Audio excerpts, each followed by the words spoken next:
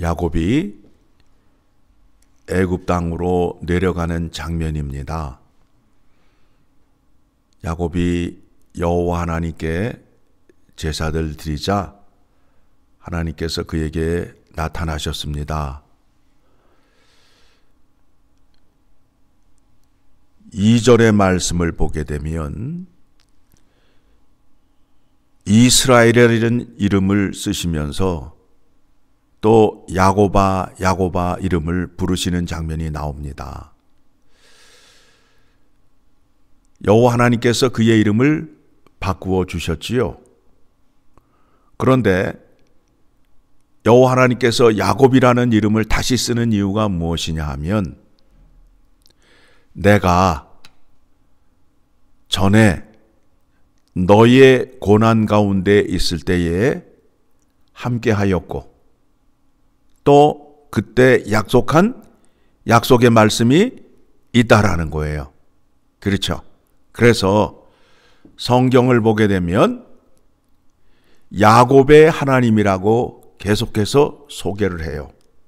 자, 어디를 보시느냐 하면 시편 20편을 가게 되면 이스라엘 백성들이 고난 가운데 있습니다.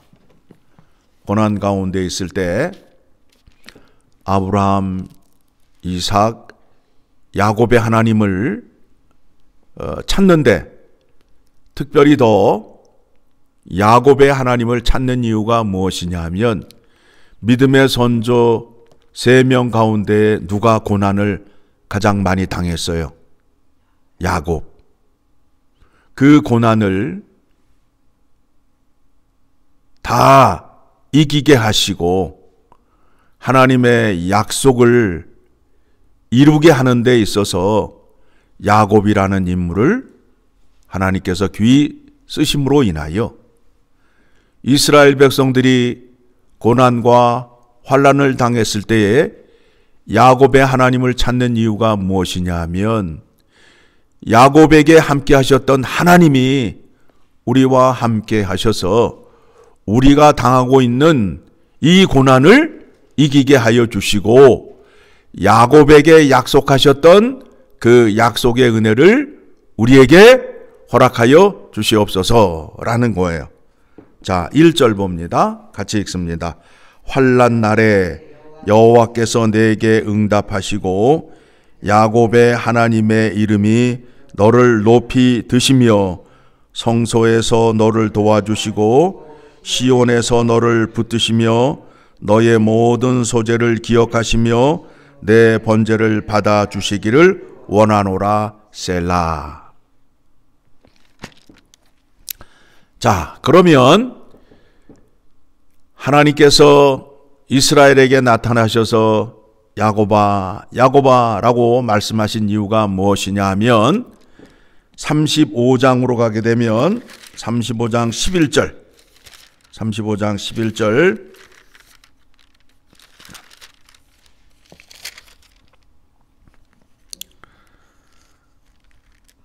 자, 같이 읽습니다. 하나님이 그에게 이르시되 나는 전능한 하나님이라 생육하며 번성하라. 한 백성과 백성들의 총회가 내게서 나오고 왕들이 내 허리에서 나오리라.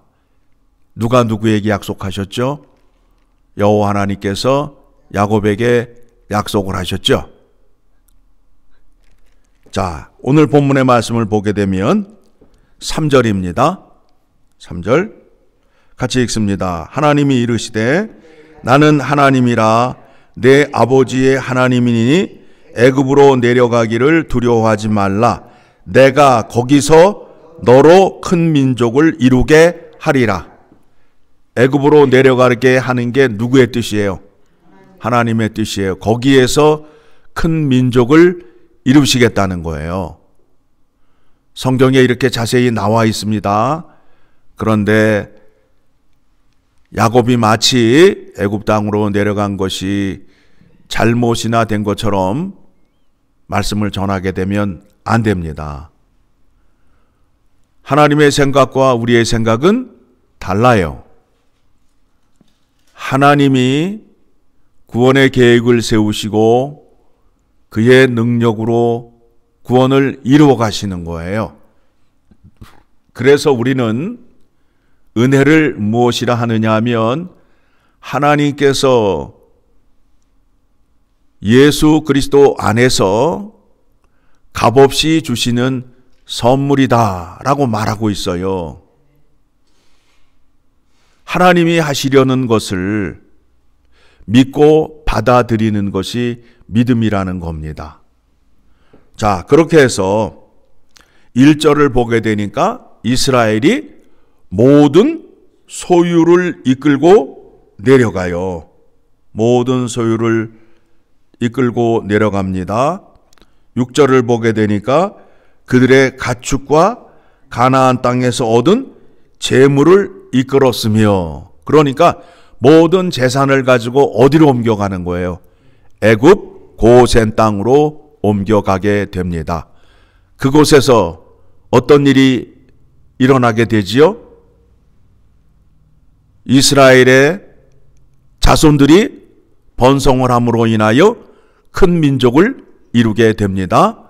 그래서 큰 민족을 이루었을 때에 하나님께서 누구를 택하여서, 모세를 택하여서 그 민족을 꺼내오게 하지요.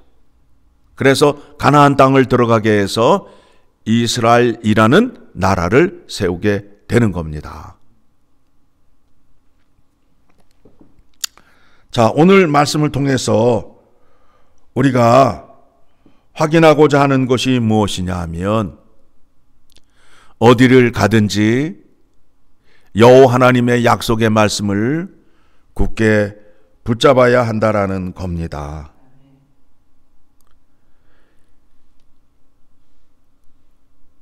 애굽의 요셉을 포함한, 요셉의 아내와 그의 두 아들을 포함한 70명이 애굽 땅에 거주하였습니다. 400년이 지난 후에 20세 이상 된 남자만 60만 명이 넘어가는 그런 큰 민족을 이루게 됩니다.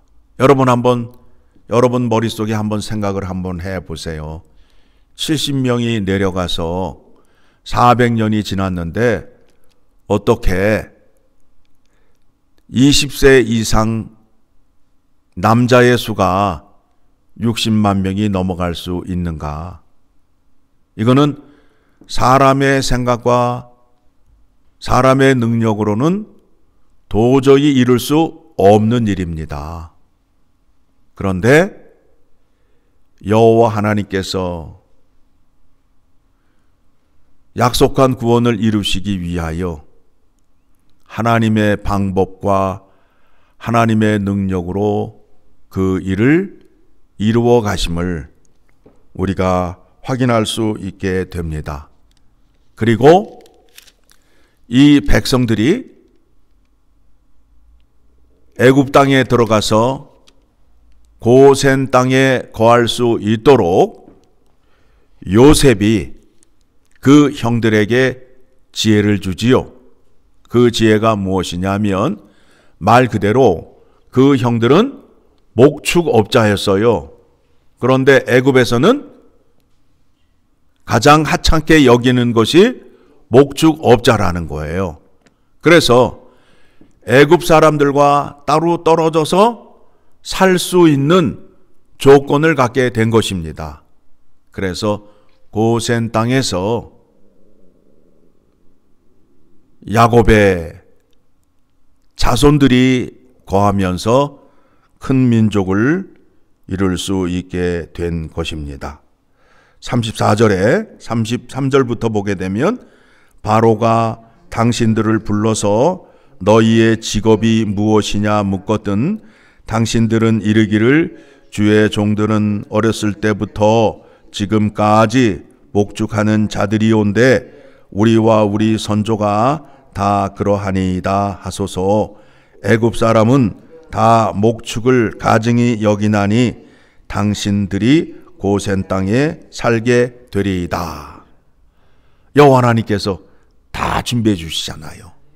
그렇죠? 예. 우리의 믿음이 무엇을 붙잡아야 되느냐 하면 약속의 말씀을 붙잡으셔야 돼요. 그리고 여호와 하나님도 이스라엘에게 나타나실 때에 이스라엘 이름을 부르고 야곱아 야곱아, 왜 그러셨을까요? 내가 너에게 약속한 것을 기억하라. 언제 약속을 하셨다고요? 이스라엘이 되기 전에 야곱이었을 때 약속한 것을 기억하라는 거예요. 그래서 야곱이라는 이름을 쓰게 되고, 또 우리의 궁금증 가운데 야곱이 하나님과 거리고 이긴 자가 됨으로 인하여 이름을 바꿔주었는데, 계속해서 성경에 야곱이라는 이름이 등장하는 이유가 바로 그와 같다는 거예요. 고난 가운데 있는 백성들에게 위로의 말씀을 전해주시는데 야곱의 하나님을 소개하는 거예요. 그래서 야곱이 모든 고난을 다 이기고 하나님의 뜻을 이루고, 또 누구를 만나요? 바로 왕을 만나서 바로 왕에게 누구의 이름으로 축복을 해주죠? 하나님의 이름으로 축복을 해주는 믿음의 큰 선조가 되었잖아요. 여러분, 우리에게는 누가 있어요? 모든 고난을 다 이기신 예수 그리스도가 있잖아요. 우리가 예수 그리스도의 순환과 고난에 대해서 더 깊이 알기를 원합니다.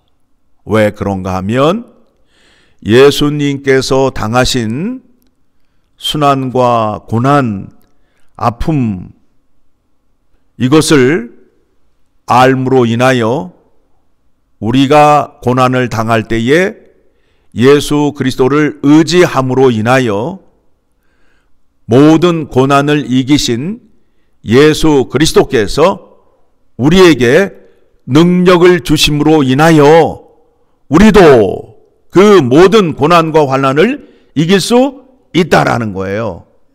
우리에게는 누가 계시다고요? 이미 승리하신 예수 그리스도가 계시다라는 거예요. 그래서 여러분, 우리가 고난과 환난과 역경을 맞이하게 되면 누구를 붙잡으면 돼요? 예수 그리스도를 붙잡으면 된다고요. 그런데 예수 그리스도를 뒤로 하고 내 생각과 내 능력으로 문제를 해결하려고 하면 해결이 돼요, 안 돼요? 안 되지요. 안 되지요.